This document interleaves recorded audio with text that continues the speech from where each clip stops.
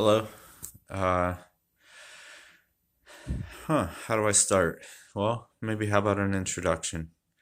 My name's Nick Perry, Nick Perri. You can find me on Facebook at Nicholas Perry. Um, I have a son now, a little boy.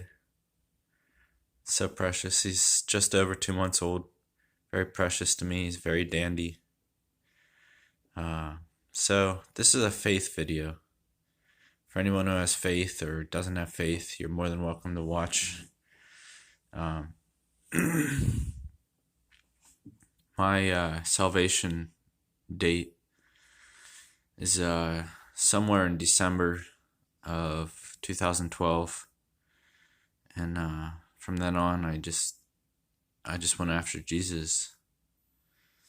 You know, you can condemn me and say, "Oh, not faith again," or "Oh, this religious stuff he's talking about again," like some people I know. Well, you know what? It's important. It's the most important thing. It's the background of your life that fulfills all your needs. So, yeah, this faith stuff again. Yeah, this religious stuff again. This is important to me. So, if you love me and want to watch this, then this is part of my life. Well, the reason why I came on here was to explain something that the Bible does happen in day-to-day life. You know, you don't just get revelations from God while reading the Bible. As an example, this is why I'm here. Not on earth and not by faith, but why I'm in this video. Job, the book of Job. Nice long book. I'm not talking about the doubters, but when Satan was allowed by God to afflict Job with all his powers.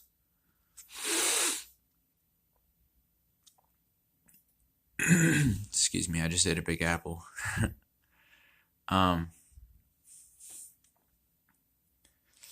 Yeah, so that happened to me. I'm still in the midst of things. I'll go into that in more detail. But how do I start this? Let's say when I was in ministry school. No, I'll go before that. When I was in church one time, in the beginning of my faith, I had this rock awesome prayer that was just fervent. It was filled with like power, and I didn't know where it came from. Like, I didn't have discernment yet, but I started praying this prayer at church while the worship team was worshiping, and excuse me, just a little itch, and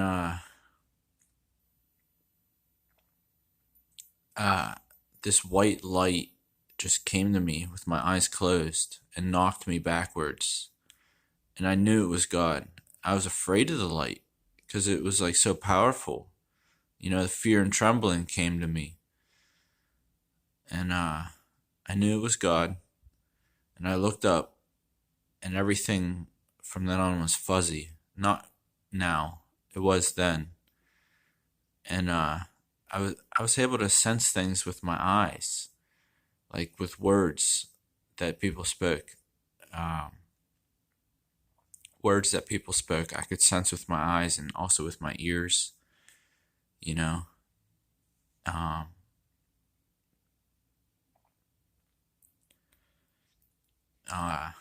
and I later talked to one of the pastors in the church during the same church session after it was all over, and they said, "I have discernment, discerning of spirits," and it goes even deeper than that. I feel it with my chest. I feel it with my heart. I feel it with my spirit. I feel it with my soul now. all these things, spiritually, good or bad. Um, a lot of good, not very many bad things. I've encountered a false prophet. I've only encountered two demons in my life. One touched me, one didn't. And that's what I wanted to talk about was this demon.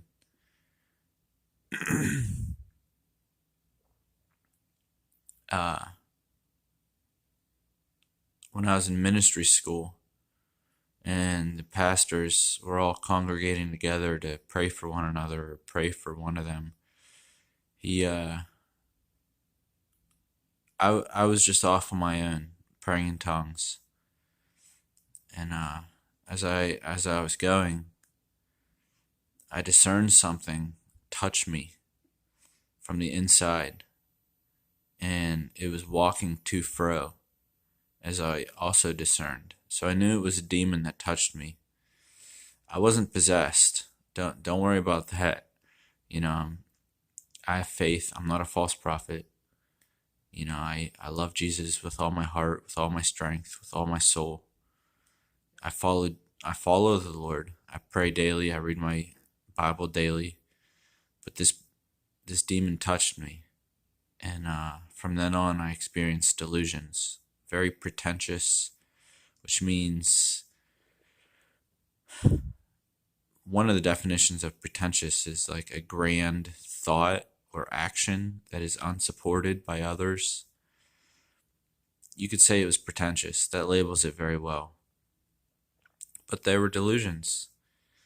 Um, they were, and I don't have them anymore. This last turnaround, and my mind is foggy with the whole thing. I don't recall very much of the past when I had these delusions, but I do recall another white light coming to me, the Lord coming to me again with his light, with his power, and bringing me out of delusions. I'm clear now. I'm healthy. I'm stable. I'm sober. And I'm ready to see my son, if that's any consolation to anyone out there. But yeah, I'm a proud father. I'll show you a little picture of my son. I have two right here. Little boy, little Bryce Daniel.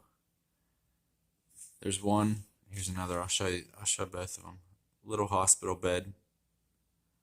Oh, isn't he cute? Look at the curvature of his lips. He has his mother's lips. And his small nose. Aw. Yeah, little Bryce Daniel Cornor. The mother named the last name Cornor, her last name, which brings me shame. But what can I do about that until I have full custody? But change it back to my name, which is right. I don't harbor any resentments. I have grace for the situation, but it does bring me shame. But anyways, yeah, I did discern a fallen angel, whether it was Satan,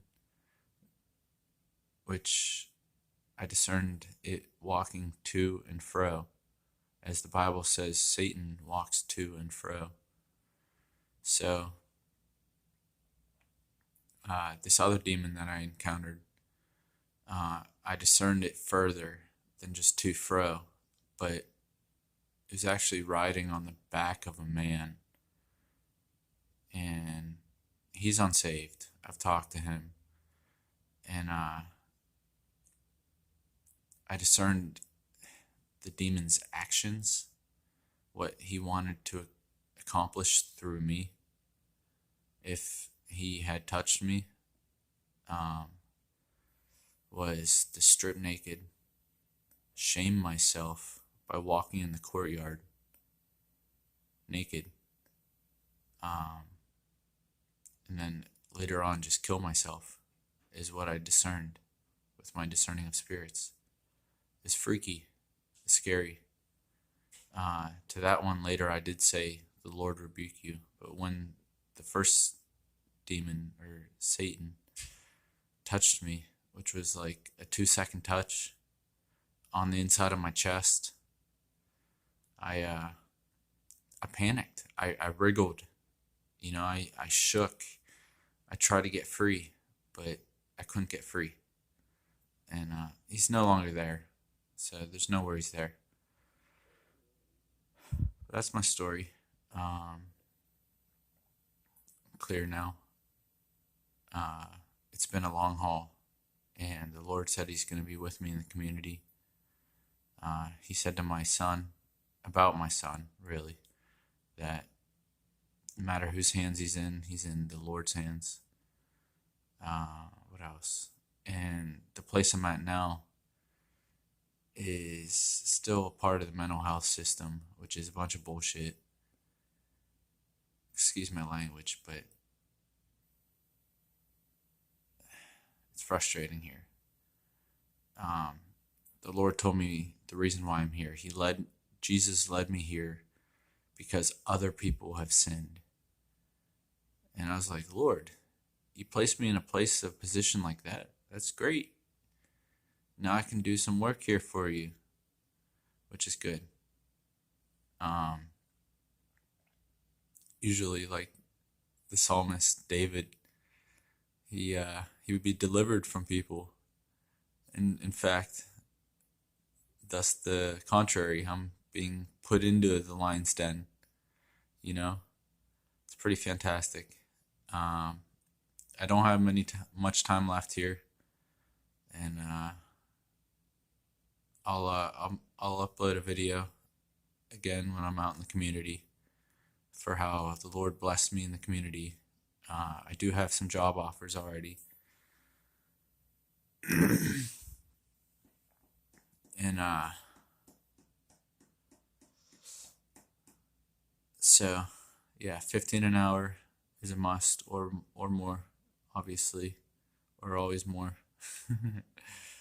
I've worked for pennies in the past. It's pretty pathetic, but I'm ready for life, and the Lord's with me on this now. Now that I'm clear, I don't qualify for mental hospitals anymore.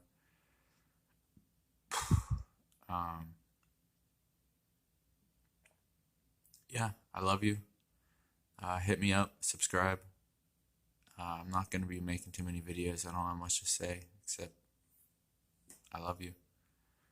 I have grace for your sin. If you curse me or object me or say I'm delusional, then I have grace for that. Yeah, that's all I have to say. I love you. Bye.